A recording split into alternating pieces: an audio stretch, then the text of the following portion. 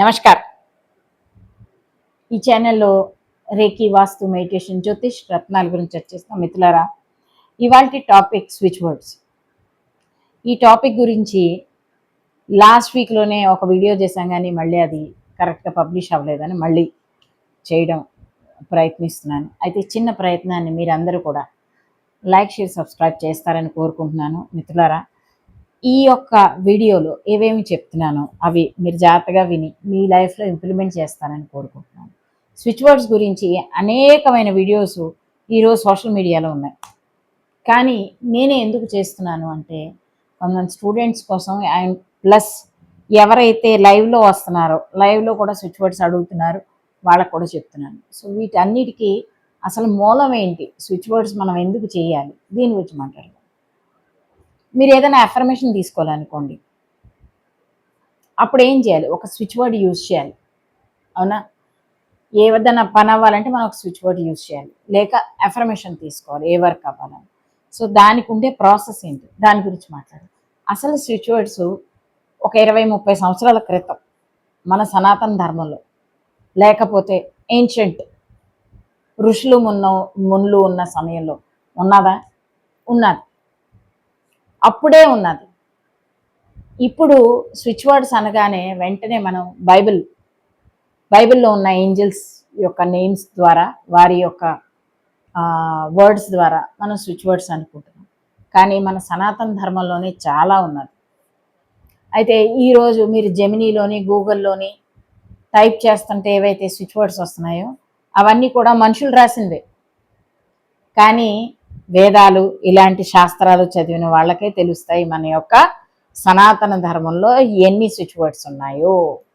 అయితే మిత్రులారా, ఈ స్విచ్ వర్డ్స్ ఎలా పనిచేస్తాయో దీని గురించి మాట్లాడదాం. స్విచ్ వర్డ్స్ అనేది మన సబ్కాన్షియస్ మైండ్ని ట్రైన్ చేయడానికి యూజ్ చేస్తాం. అయితే ఒక్కొక్కసారి మనం ఏదో ఒక ఎనర్జీలో, నెగిటివ్ ఎనర్జీలో స్ట్రక్ అయి ఉంటాం, లేకపోతే ఒకటి అఫర్మేషన్ ఆల్రెడీ తీసేసుకున్నాం. మన దగ్గర ₹1,00,00,000 రావాలి, మనం ఇల్లు కొనుక్కోవాలి, లేకపోతే నా పార్ట్నర్ ఇంత బాగుండాలని మీరు అఫర్మేషన్ తీసుకొని చేస్తున్నారు. మధ్యలో ఏమవుతుందంటే మీకు నెగిటివ్ థాట్స్ వస్తుంటాయి.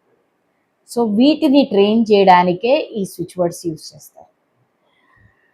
లక్కీగా ఏంటంటే మన లైఫ్లోని ఎంత నెగిటివ్ థాట్స్ ఉంటాయి అంతే పాజిటివ్ థాట్స్ ఉంటాయి. కానీ మన మైండ్ కేవలం నెగిటివ్ థాట్స్ మీదే దృష్టి పెట్టుకుని దాని గురించి ఆలోచించి ఓవర్ థింకింగ్ చేయడం మొదలు పెడతారు. సో ఈ ఓవర్ థింకింగ్ నుంచి మీరు బయటికి రావాలి, ఓవర్కమ్ అవ్వాలి అంటే ఏం చేయాలి అంటే ఇలాంటి స్విచ్ వర్డ్స్ మనమే క్రియేట్ చేసుకోవాలి. మిత్రులారా, క్లాస్లో రేఖీ హీలింగ్ కానీ, టారో కానీ, ఏంజిల్ హీలింగ్ కానీ నేర్చుకోవాలనుకుంటే 9910567504 ఈ నెంబర్లో వాట్సాప్ చేయండి, వెంటనే మీకు కాల్ వస్తుంది. అయితే ఈ యొక్క ఫీచర్ నేను క్లాస్లో చెప్పేటప్పుడు ఇదే చెప్తాను, ఏంటంటే మీ మాతృభాషలో మీ స్విచ్ వర్డ్స్ క్రియేట్ చేయండి.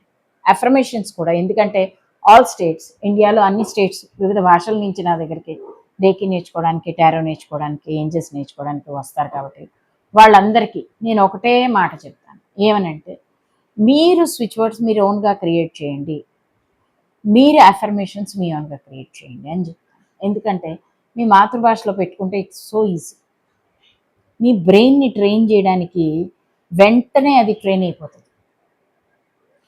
అయితే ఈ యొక్క ఫీచర్ని మనం ఎలా వాడాలి, ఈ స్విచ్ వర్డ్స్ మనం ఎలా క్రియేట్ చేయాలి, మనం ఉండే సిచ్యువేషన్లో మనం ఎలా క్రియేట్ చేసుకోవాలి, దీని గురించి మాట్లాడదాం.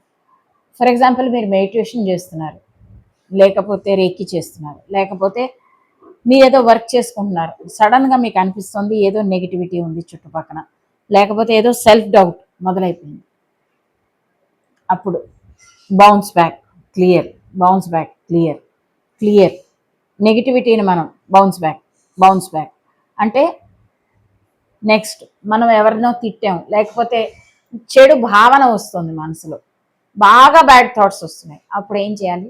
క్యాన్సిల్ అంటే ఈ యొక్క బ్యాడ్ థాట్స్ నాలోనే ఉండకూడదు. ఎదుటి వాళ్ళని మనం తర్వాత అందాం, ముందు నాలోనే ఉండకూడదు. ఎందుకు? నేను ఒక బ్యాడ్ వర్డ్ యూజ్ చేశాను అంటే అది నా వైబ్రేషన్లో కనెక్ట్ అయిపోతుంది. అందుకే ఎప్పుడు కూడా ఒక్క బ్యాడ్ వర్డ్ని కూడా మనం తీసుకోవద్దు అని చెప్తాను నేను. మీకు బాధ ఉంటే చెప్పండి, పరస్పరం చర్చించుకోండి. మీ యొక్క భావాల్ని పరస్పరం చెప్పుకోవడం అనేది, ఒకరికొకరు అర్థం చేసుకొని మాట్లాడడం అనేది, లేకపోతే మీకు నచ్చని పాయింట్ని మీరు క్లియర్గా చెప్పడం అనేది ఇదేమీ యుద్ధం కాదు. మీకున్న మనోభావాలు మీరు చెప్తున్నారు, కానీ దాన్ని మంచిగానే చెప్పచ్చు, బ్యాడ్ వర్డ్స్తో చెప్పాల్సిన అవసరం లేదు. ఎదుటివాడి యొక్క పతనాన్ని మనం ఎప్పుడు కోరుకోకూడదు. అలాంటి పతనాన్ని ఎప్పుడైతే మనం కోరుకుంటామో మనం కూడా అలాగే నాశనం అవుతాం. ఆ వైబ్రేషన్ మనకి వస్తుంది. అందుకనే మీరేం చేయాలంటే క్యాన్సిల్ క్యాన్సిల్ క్యాన్సిల్ ఇలా యూజ్ చేయాలి. ఎప్పుడైతే ఇప్పుడు మీకు డబ్బులు కావాలి, divine count divine count divine count. Count అంటే డబ్బులు లెక్క పెట్టుకోవడం. సో డివైన్ నాకు డబ్బులు ఇస్తున్నావు, నేను డబ్బులు లెక్క పెడుతున్నాను అనే ఒక భావనలో మీ మనసులో ఉండాలి. అయితే దీన్ని ఎలా ప్రయోగించాలో దీని గురించి మాట్లాడదాం. ప్రయోగం అనేది, మనం ఎప్పుడైనా ఆఫీస్కి వెళ్తున్నాం, బయటికి ఎక్కడికన్నా వెళ్తున్నప్పుడు మన బ్యాగ్ మీద ఎక్కడన్నా ఒక చిన్న చీటీలో రాసి పెట్టుకోవచ్చు. Next mobile back side mobile కవర్లో కూడా రాసుకొని పెట్టుకుంటున్నారు ఈ మధ్య. అదే కాకుండా ల్యాప్టాప్స్ మీద స్క్రీన్స్ మీద పెట్టుకుంటున్నారు, వాటర్ బాటిల్స్లో రాసుకుంటున్నారు.